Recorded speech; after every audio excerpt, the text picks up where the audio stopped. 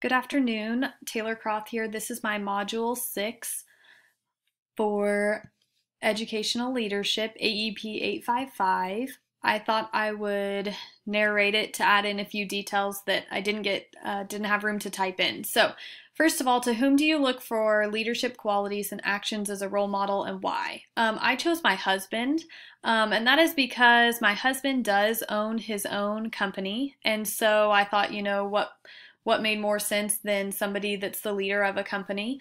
And so these are some of the leadership qualities. I noted, he's very motivated, wants to always do a good job, wants to please people.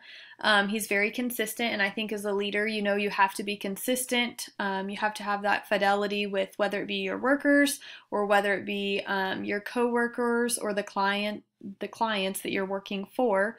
So I felt that, as leaders, we must be very consistent. Third, I put encouraging.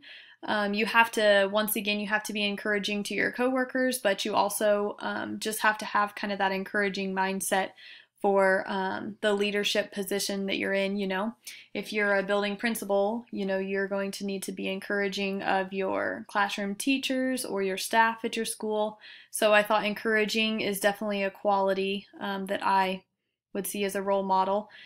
And lastly, I put positive. I think overall, in general, to be leaders, we just need to have a positive mindset towards the people that we work with, and then the people that we come in contact with, whether it be parents or our students. As leaders, we just need to have that positive mentality.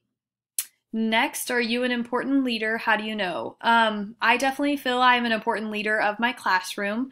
I teach pre-K, and as you can see in the pictures displayed, I love being a teacher, and my students sure seem to love coming to school, and I think that's just kind of what helps keep me motivated, is that, I realize that my students are watching me and I'm being a leader to them, so that's what motivates my day and keeps me going. How will you learn about leadership and improve your skills? I think one of the most important things is the feedback that I receive from my administrators. I love getting critical feedback. If they don't like how I'm doing something, I love to get that feedback so that I know what I can work on. Also, I think the most important one would be feedback from my students. They're the ones that spend the time with me and are learning from me, so I can use feedback of what they're liking or what they're not liking or what they might not be understanding, how I'm presenting it. And then I also think it's very important to self-reflect and evaluate yourself, we can reflect on what worked and what didn't work and evaluate what we need to do. Another thing I think would just to be to continue to be a lifelong learner and educate myself. As a teacher, I feel like that we always need to be lifelong learners. There's always going to be new things as educators and as leaders that we need to learn. Do you reflect on your practice? I do self-reflect at the end of each day. I try to just sit down and kind of go over what worked, what didn't work, things that I want to change. And so typically I try to take notes on my lesson plans of what went good, maybe if it went bad, that would note to not do it the next year. But I definitely try to take notes, and I definitely self-reflect and evaluate for how the lessons went and how I'm leading my students in my classroom. My definition of humility is it begins by putting others before yourself. Instead of thinking about your own priorities, you think about the priorities of others. In my leadership case, it would be, thinking about the needs of my students before the needs of myself. You must also be courteous of other people. When I think of humility, I also associate being slow to speak. Sometimes we speak words so quick that can do harm to another person's feelings. So being a leader, I definitely feel like that we have to display that quality of humility.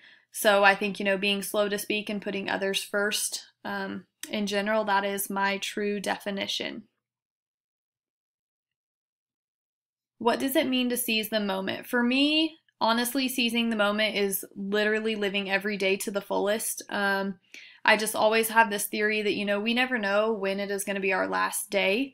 So I do my best each day, especially as I'm leading my students, to try to live positively and be the best that you can be.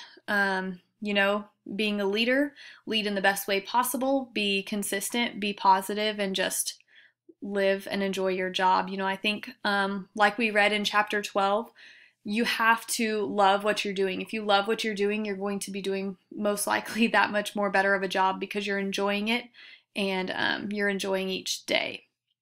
What is the secret to success in life? I put three main successes. Be positive is the first one, just because you've probably picked up from this presentation, you just have to have a positive mindset to be successful, I think. Build relationships, whether that be your marriage, your siblings, your children, your coworkers, your administrators. We have to build those relationships up so that we can do a better job and we can learn from others.